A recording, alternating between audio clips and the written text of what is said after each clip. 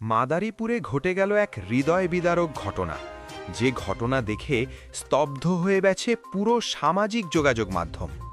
ভিক্ষা করে জমানো শেষ সম্বলটুকু, আর সেই ভিক্ষুকের ওপর চালানো হলো নির্মম হামলা।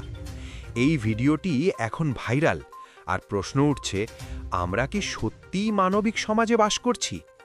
ঘটনাটি ঘটেছে সোমবার 12 জানুয়ারি সন্ধ্যায় মাদারীপুর পৌরসভার ৩ নম্বর ওয়ার্ডের কলাতলা এলাকায়। ভিক্ষা শেষে বাড়ি ফিরছিলেন কিনাই ফকির নামের এক ভিক্ষুক। জানা গেছে, কিনাই ফকির জন্ম থেকেই বুদ্ধি প্রতিবন্ধী।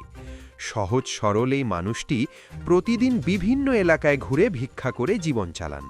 কিন্তু সেদিন সন্ধ্যায় হঠাৎ তার পথ রোধ করে একদল কিশোর গ্যাংয়ের সদস্য।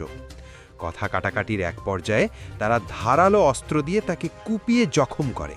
এরপর ছিনিয়ে নেয় তার সারা দিনের ভিক্ষার টাকা। রক্তাক্ত অবস্থায় রাস্তায় পড়ে থাকতে দেখে স্থানীয়রা এগিয়ে আসেন। তাকে উদ্ধার করে মাদারীপুর 250 শয্যা জেলা হাসপাতালে ভর্তি করা হয়। বর্তমানে তিনি চিকিৎসাধীন। হামলার পরের সেই ভয়ঙ্কর ভিডিও ফেসবুকে ছড়িয়ে পড়তেই ক্ষোভে ফেটে পড়ে সাধারণ মানুষ। চারদিকে একটাই প্রশ্ন, একজন অসহায় বুদ্ধি প্রতিবন্ধী ভিক্ষুকের সঙ্গে এমন নিষ্ঠুরতা কিভাবে সম্ভব? স্থানীয়রা দ্রুত অভিযুক্ত কিশোর গ্যাংয়ের সদস্যদের গ্রেফতার এবং দৃষ্টান্তমূলক শাস্তির দাবি জানিয়েছেন। এ বিষয়ে মাদারীপুর সদর মডেল থানার ওসি আবুল কালাম আজাদ জানান, ঘটনাটি তারা শুনেছেন। লিখিত অভিযোগ পেলে তদন্ত করে আইনগত ব্যবস্থা নেওয়া হবে। কিন্তু প্রশ্ন থেকে যায়, ভাইরাল না হলে কি এই ঘটনার বিচার হতো? আপনার মতামত কি?